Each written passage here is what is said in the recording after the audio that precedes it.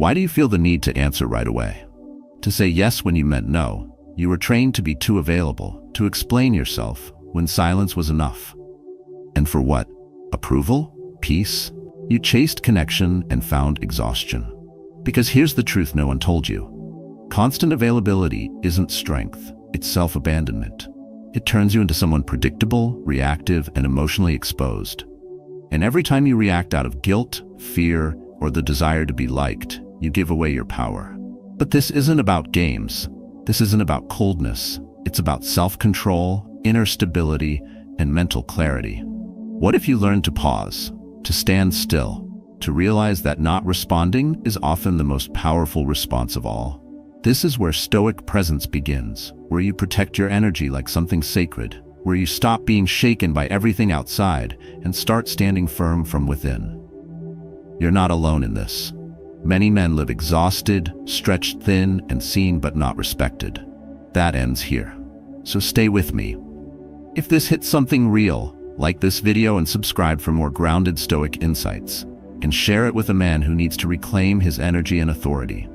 Because becoming mentally untouchable starts here.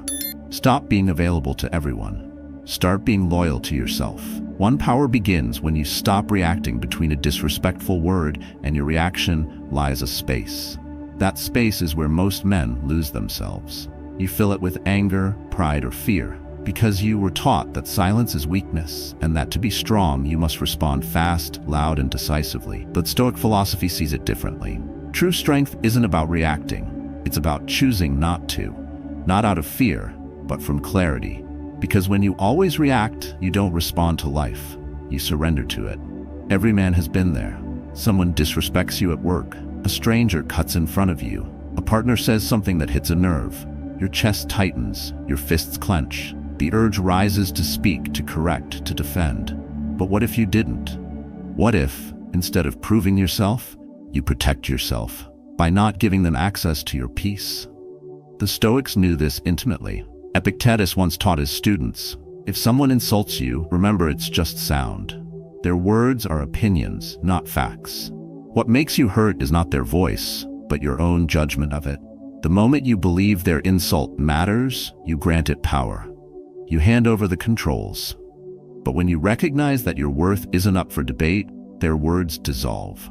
They fall to the ground, harmless, because you are no longer holding out your hands to catch them. Imagine this. You're in a meeting, and someone attempts to undermine you in front of the group. All eyes turn. You feel the heat rise. But instead of taking the bait, you pause. You breathe. You meet their gaze and say nothing. Not because you're afraid, but because you're rooted. You understand that your presence has more weight than your defense. The room shifts. The moment passes. And you, unmoved, remain in control. That is what it means to become unreachable. In a world that thrives on emotional reactivity, stillness becomes a statement. Calmness is no longer passive, it becomes assertive. And silence, when chosen with intention, becomes an act of dominance. You don't react because you're above the noise, not beneath it. You are not cold, you are composed. That's what separates the man who's easily moved from the one who cannot be shaken. To cultivate this kind of self-command requires daily practice. You begin by watching your own thoughts the moment they rise. When irritation appears, name it. When ego flares, examine it. Do not suppress it, study it. Like a swordsman sharpening his blade, you prepare for life by staying mentally alert. Stoicism calls this prosoche, a discipline of constant attention. The more you observe without acting, the more control you gain over your impulses. And slowly, those who once knew how to press your buttons will realize the buttons are no longer there. You also begin to set emotional boundaries, not with loud declarations, but through behavior. You don't attend every argument you're invited to. You don't chase validation from those who mistake your silence for weakness. You don't explain yourself to those who aren't asking with respect. And in doing so, you train the world how to approach you, not with noise, but with caution. This doesn't mean you suppress your truth. It means you reserve your energy for what aligns with your reason, not your emotion. When something truly demands action, you respond, not to prove anything, but because it's the right thing to do. Your presence is no longer reactive, it's sovereign. You've become a man who acts from intention, not impulse. And what happens when you live this way? You become untouchable, not because you built walls, but because you've emptied yourself of need. You don't need to be liked. You don't need to be right. You don't need to be understood to feel valid. And that, ironically, is what makes people respect you, because men who no longer chase approval command it by nature. So the next time someone provokes you, don't rush to prove your worth. Remember, the man who reacts is ruled. The man who pauses, who chooses, who remains grounded, he rules himself, and nothing outside him can touch that. Your power begins not with action, but with what you refuse to let control you. Stillness isn't surrender, it's the start of sovereignty. 2. The less they know, the more they chase. There is a quiet difference between being mysterious and being secure. One manipulates attention. The other simply no longer needs it. You don't hold back because you want to be pursued. You hold back because not everything deserves your energy. And when a man reaches that level of clarity, something shifts. He no longer needs to perform, persuade, or project anything. His presence alone carries weight. Not because he demands it, but because he no longer tries. You've seen both types. The one who plays games hides pieces of himself to stir curiosity and times his responses to create an illusion of value. Then there's the other, still, grounded, uninterested in theatrics. He speaks little but sees much. He listens more than he reveals. He doesn't chase attention or avoid it. He simply exists in his truth, unaffected by how others perceive it. This second man, the Stoic, is not hard to reach because he hides. He's hard to reach because he is full of principles, of calm, of intent. Think of a mountain. It doesn't shout, it doesn't move to be seen, it doesn't rearrange itself for admiration. It stands, silent, unwavering, complete. And yet people come from all directions to witness its stillness. Not because it asked them to, but because something about that silent magnitude commands respect. That is what it means to be unattainable, not through tricks, but through presence. In Stoic practice, this begins with letting go of the need to explain. You start by asking yourself, who really needs to know this? If someone misunderstands you, does that misunderstanding change your truth? If they misjudge your silence, does that define your integrity? When your peace becomes more important than your reputation, you begin to step into a different kind of power. Not the power that shouts, the power that doesn't have to. There are moments when life will test your need to be understood. In relationships, you may be asked to explain every mood. At work, your quiet may be mistaken for weakness. In friendships, your distance may feel like rejection. But the man who is anchored in reason doesn't rush to justify. He is not cold, but he is clear. He respects others, but not at the cost of his own stillness. And in that stillness, he becomes magnetic. Not because he's trying to be, but because people are drawn to what they can't control. The world teaches you to be transparent at all times, to show your thoughts, to share your feelings, and to narrate every move. However, overexposure leads to erosion. When everyone has access to every part of you, you lose shape. You become scattered. The Stoic protects his center. He reveals himself only to those who've earned the right to witness, not because he's guarded, but because he's grounded. This doesn't mean becoming detached or indifferent. It means you know the weight of your words and don't waste them. You know that not every silence needs filling. You know that people's curiosity isn't your responsibility. And more importantly, you know that your value is not built by performance, but by discipline. You don't become unreachable by pretending to be special. You become unreachable because you no longer try to be chosen. You've already chosen yourself. Practical Stoic habits sharpen this edge. Daily journaling strengthens self-awareness. Morning reflection prepares your inner stance before the world tests it. Practicing measured responses, pausing before speaking, evaluating whether a reaction is truly necessary, builds mental muscle. And the habit of saying less, especially when provoked, gives your words gravity. When you speak less often, people listen more carefully. Not because you're controlling them, but because you've controlled yourself. There will be times when you're tempted to clarify, to explain, to defend your honor in front of someone who misunderstands your silence. Let it pass. Silence is not surrender. It's a statement. And when you've trained yourself to be okay with being misunderstood, that's when your presence becomes powerful. That's when people sense you're not here to be decoded. You're here to be. So the man who doesn't overshare, who doesn't argue needlessly, who doesn't crave recognition, he's not cold. He's just done giving away parts of himself that were never valued. And ironically, that's what draws others in. Because when you stop chasing attention, attention shifts. When you stop performing, your truth begins to echo louder than any performance ever could. To become unattainable in the Stoic sense is not about building walls. It's about anchoring your peace so deeply that surface noise can't touch it. No tactics, no games, just clarity, restraint, and stillness. That's the presence of a man who knows who he is and no longer needs the world to confirm it. 3. Silence is a weapon, not a wound. In a loud world that demands constant reaction, silence feels almost unnatural. We're conditioned to reply, defend, explain. Social media teaches us that if we don't speak, we agree. That if we don't fight back, we're weak. But for those who walk the path of Stoicism, silence is not submission, it's strategy. It is not the absence of strength, but its highest refinement. Because a man who can remain calm while provoked, who can hold his ground without noise, is no longer reacting. He is ruling himself. You will be tested. Sometimes subtly, sometimes publicly. A colleague sends a passive-aggressive email questioning your work.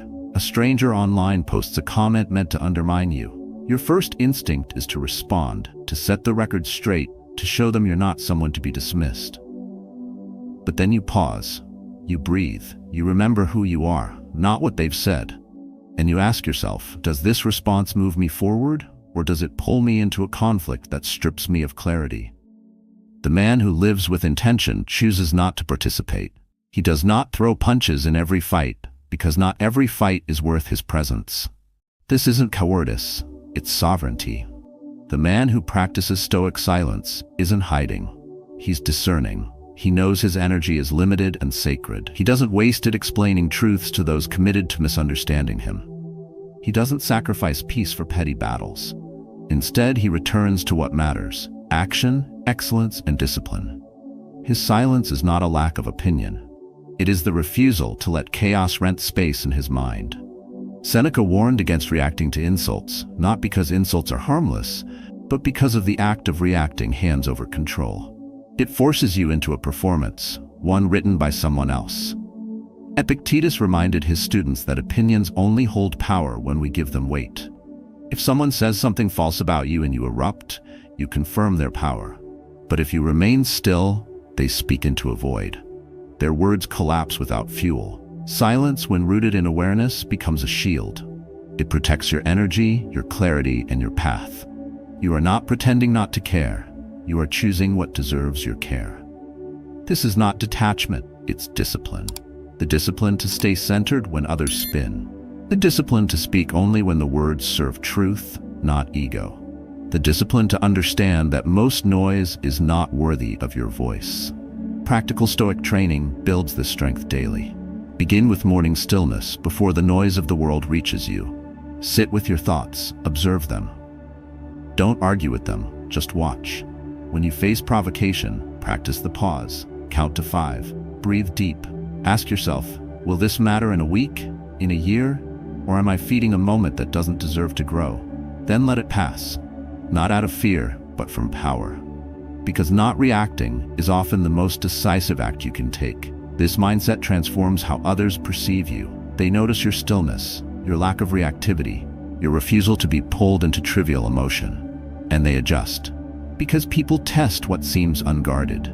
They press where they find buttons. But when those buttons no longer trigger you, the game ends. The power shifts, not because you fought harder, but because you didn't show up to the arena. You stood outside, whole, calm, unreachable. And you will feel the urge to respond, the temptation to prove your side, clarify your name, and show strength. But remember, true strength needs no witness. A man who's walked through fire doesn't need to talk about the burn. He carries it in how he walks, in how little he reacts, in how much he sees, and how little he says. So next time you face disrespect, remember the man who holds the silence is the one who holds the power. Speak when it matters. Stay quiet when it doesn't. Not because you are weak, but because you are no longer moved by noise. The world will call you cold. Let them. The fire you protect is not for display. It is for direction. Speak only when the words carry weight. Until then, stay still, stay sharp, stay sovereign. You've made it this far, and that already sets you apart. Most people click away the moment the noise fades. But you stayed, you listened, you reflected. That takes strength. And if you've come this far, don't stop now. This path, the one of inner stillness, quiet strength, and disciplined wisdom, it's not for the crowd. It's for the few who are ready to rise above the noise. So stay with it. Let each insight carve out a deeper layer of clarity. The further you walk, the quieter it gets. And in that quiet, you'll start to hear the only voice that truly matters, your own. Finally, steady. 4. Emotional control is true strength. Most people misunderstand emotional control. They think it means shutting down, becoming cold, robotic, and indifferent. But that's not strength. It's repression. True Stoic control is not the absence of feeling, it's the mastery of response. It's standing in the middle of a storm, feeling the wind, hearing the thunder, but not letting it steer your direction. A Stoic man feels deeply, but he is not moved easily, because he knows that emotions are real, but not all of them are useful. There is a crucial distinction. When you're reactive, you live at the mercy of every surge that rises inside you. A sharp word pierces you, and you snap back. A delay frustrates you, and you lash out. A misunderstanding hurts your pride, and you try to fix it immediately. But in every one of those moments, what you're really doing is surrendering. To your impulses, to other people's moods, to chaos. Now picture this. You're in traffic, late, agitated. A car swerves in front of you aggressively. Your pulse spikes, your hands tighten. You feel the fire rising. But instead of slamming the horn or shouting into the void, you exhale. You remember that none of this deserves your peace. You remember Marcus Aurelius. You have power over your mind, not outside events. Realize this, and you will find strength. And so you drive forward in silence, calm, collected. You've just chosen discipline over reaction. And that single choice carries more power than any explosion of rage ever could. This kind of control is trained, not gifted. Stoics build it through awareness. First, you learn to name what you're feeling. You don't deny the anger or the fear. You observe it like a passing wave. Then you ask, is this emotion guiding me towards something meaningful, or is it simply noise?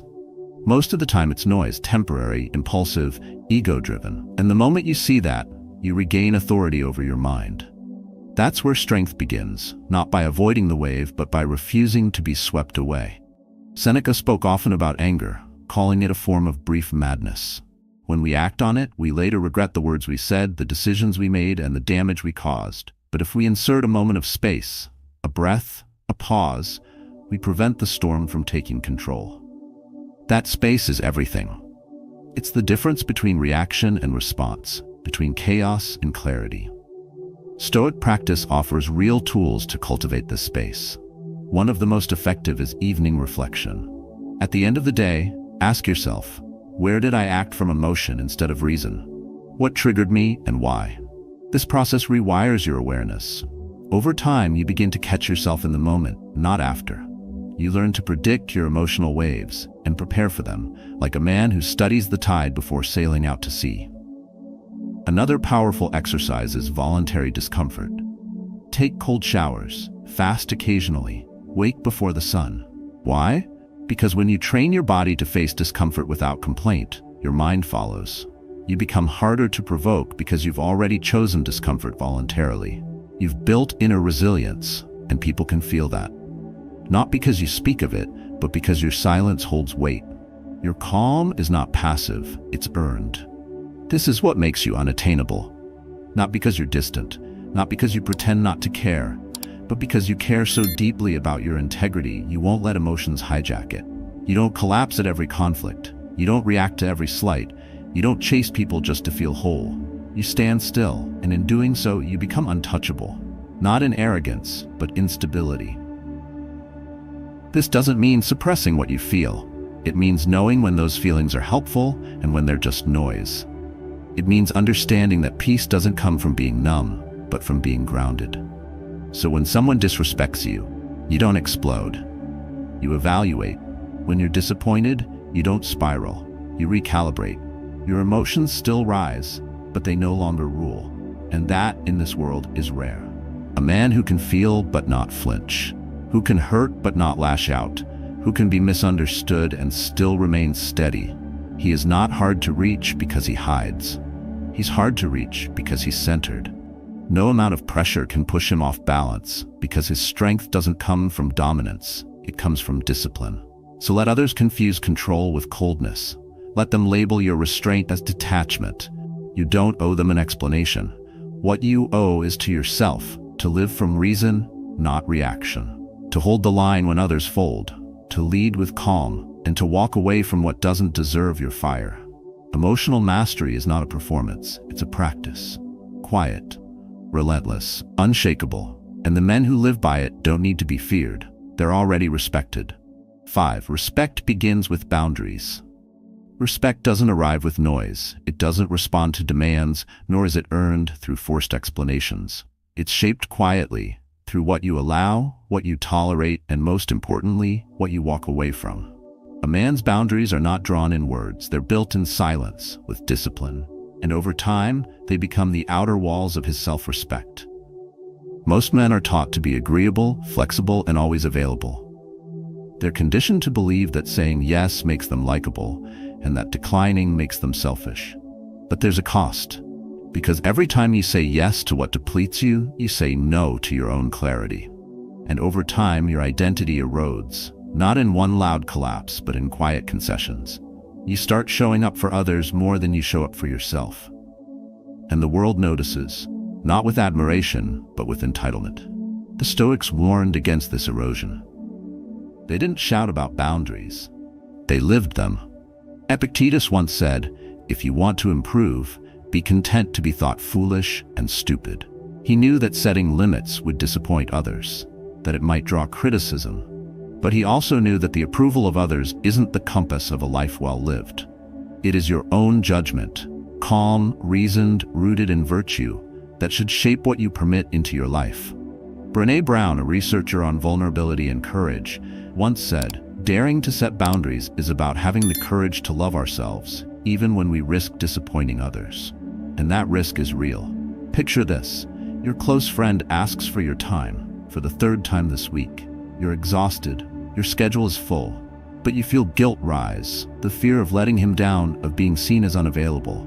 Still, something within you hesitates, and instead of bending again, you say, "I can't today." There's silence, maybe some tension.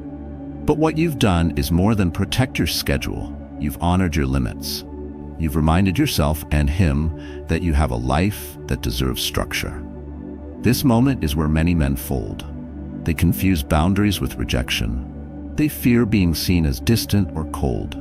But boundaries are not walls built out of fear. They are markers set by clarity.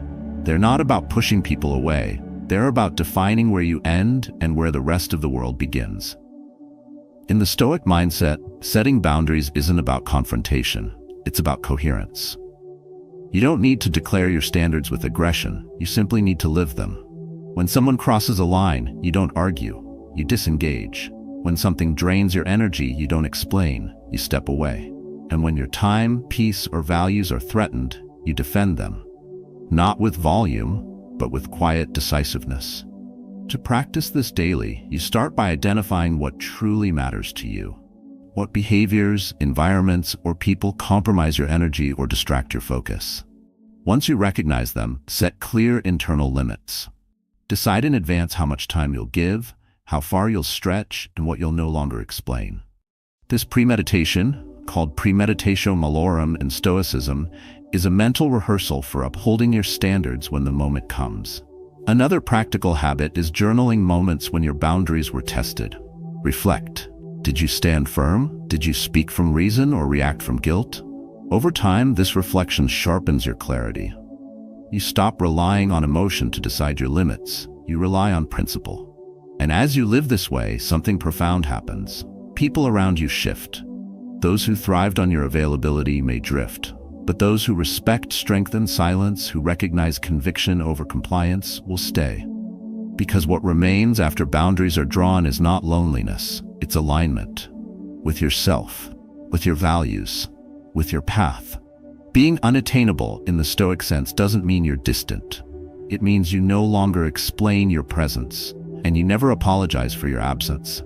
You show up when it matters, and when it doesn't, you stay where you are, unmoved, not to hurt, but to remain whole. This is what makes your presence meaningful, not how often you're seen, but how clearly you stand when you are. So let others speak louder. Let them demand attention. You don't need to compete, you only need to decide. Because in every boundary you hold, you become more defined. Not to be admired, not to be praised, but to stay true to something far deeper than validation, the quiet power of living by your own terms. And that kind of respect, the kind that doesn't need to be asked for, is the only kind worth keeping. 6. Be present, not always available. Being everywhere doesn't make you valuable. It makes you diluted. When you're always available, constantly responding, constantly showing up, your presence stops meaning something.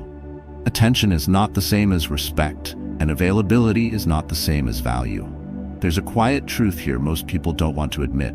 The more accessible you become, the easier it is for others to take you for granted. A man grounded in Stoic discipline understands this.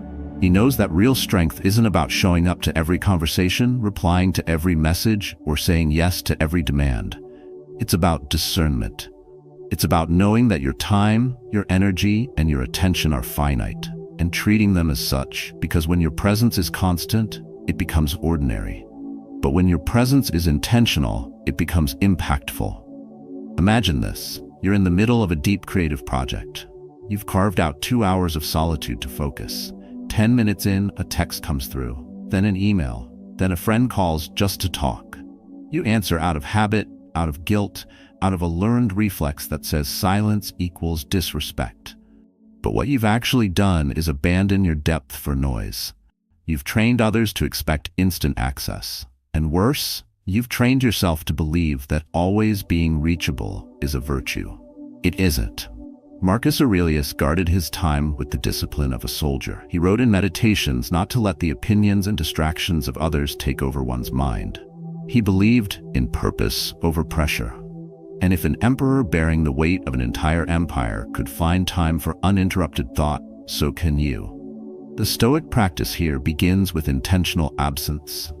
Not to withdraw from life, but to protect your presence. You don't need to disappear. You need to stop scattering yourself across 1,000 interruptions. Create fixed times to check messages. Schedule spaces for solitude. Let silence stretch longer than people expect. Not to be cold, but to be clear. Clear about what you're building. Clear about what you'll allow to enter your mind. People may not understand it at first. They may label it distance, call it arrogance, or misinterpret it as detachment. Let them. Your availability is not an obligation. It's a choice, and that choice is a reflection of what you value. When you no longer react to every call, when you stop rushing to reply just to prove you care, you begin to move from reaction to reason. You act not because someone reached out, but because the timing is right and the response is worth it. The world will push you to be more connected, more responsive, and more present in ways that often leave you fragmented. But Stoicism offers a different rhythm. It's not about being seen everywhere. It's about showing up fully where it matters. A Stoic doesn't chase visibility. He commits to clarity. He trains himself to protect focus like a sacred ritual, not just for productivity, but for peace. This shows up in subtle yet powerful ways. You stop answering late-night texts that bring no value. You begin saying, "I'll get back to you tomorrow," without guilt. You no longer over-explain delayed replies. You allow time to pass, you allow space to exist. And in doing so, you reclaim control over the one thing you can never get back: attention. Being unattainable in the Stoic sense doesn't mean being absent. It means your time is no longer a commodity. It means your attention is no longer up for auction. People don't gain access to you just because they want it. They receive your presence because it's offered with intent. And that makes it rare. Not because you're playing a game, but because you're protecting your energy for what truly matters. There's power in not answering immediately. There's strength in letting messages wait. There's dignity in saying no without guilt. These aren't signs of selfishness. They're the markings of a man who has learned that being everywhere is not the same as being effective. So the next time you feel the pressure to respond instantly, to stretch yourself thin just to be liked, ask yourself this: does this moment deserve my full presence? Or am I just reacting out of fear of being misunderstood? Let that question guide your next move. Let your silence speak not of indifference, but of alignment. Because in a world where everyone's trying to be seen, the man who knows when to be invisible, on purpose, holds a quiet kind of power no one can touch. 7. Kill the persona, show the man who are you when no one is watching. When there's no audience to impress, no title to protect, no applause to collect, who remains? That man, the one who stands quietly in the absence of validation, is who Stoic philosophy calls you to become. Not a performance, not a projection, but a presence rooted in truth. Because anything built on perception will collapse. Only what's built on principle endures. Epictetus understood this intimately. He wasn't born into power or prestige. He was born a slave, with a crippled leg and no promise of recognition. Yet, even within bondage, he found something invincible: his ability to choose how he responded to the world. While others chased image, he pursued integrity. He didn't pretend to be strong in his body. He became strong in mind. And instead of hiding his past or masking his pain, he stood before his students exactly as he was, unembellished, unashamed, unmoved by how the world might judge him. That is strength. That is freedom. And it has nothing to do with how you appear. The Stoic doesn't seek perfection. He seeks alignment. He doesn't wake up each day asking how to be admired. He asks whether his actions match his values. Because admiration fades, but coherence leaves no cracks.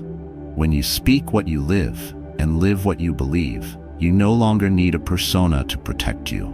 You are already fortified from within. But modern life encourages the opposite. Social platforms reward performance. Workplaces reward image over substance. We're told to package ourselves, smooth the flaws, amplify the wins, mask the struggle. Over time, the mask grows thick. You start becoming what others expect, not who you truly are. And every time you act out of performance, a part of you is lost.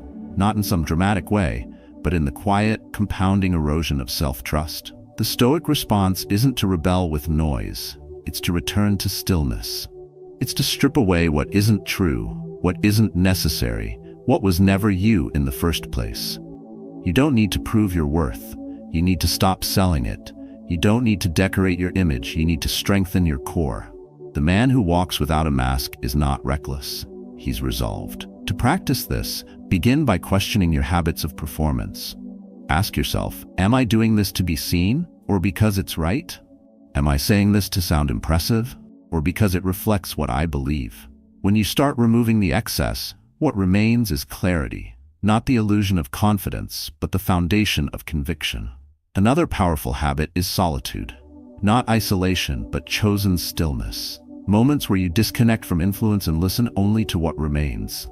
In that silence, you will meet parts of yourself long buried beneath expectation. And what you discover may be less polished, less palatable, but far more real. And real always lasts longer than perfect. Stoicism doesn't ask you to withdraw from the world. It asks you to show up authentically within it. But that authenticity comes at a cost. Not everyone will understand you. Not everyone will accept the version of you that doesn't entertain, doesn't impress, doesn't seek attention. Let them walk. The man who stands with himself never stands alone. There's a certain power in being unshakably yourself.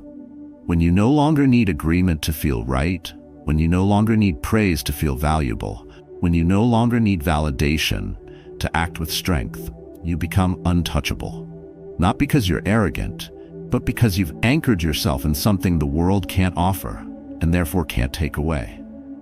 You'll notice the shift. Fewer people will approach with trivialities. More will listen when you speak. Your words will slow down. Your actions will sharpen. Your presence will no longer ask to be noticed. It will command respect through stillness, through self-control, through a quiet alignment few possess and many pretend to have. In that space, you won't chase identity. You'll embody it. You'll no longer seek to be perceived as powerful. You'll become powerful by living with integrity, day after day, whether seen or unseen, whether applauded or ignored.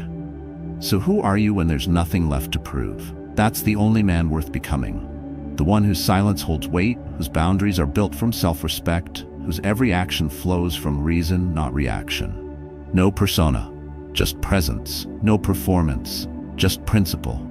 No need to be someone else, just the discipline to finally be who you are. 8. Unreachable means untouchable. It sounds like a paradox. How can becoming unreachable make you stronger? How can stepping back from emotional access empower you rather than isolate you? But the truth lies in what unreachable really means. It's not about physical distance or emotional coldness. It's about building an inner foundation so solid, so steady, that no insult, no manipulation, no demand can shake it. To be unreachable is not to disappear. It's to be untouchable where it matters most. In your peace, your presence, your mind. The Stoics didn't strive for invulnerability through avoidance. They cultivated it through clarity, through the discipline of choosing what deserves their energy and what doesn't.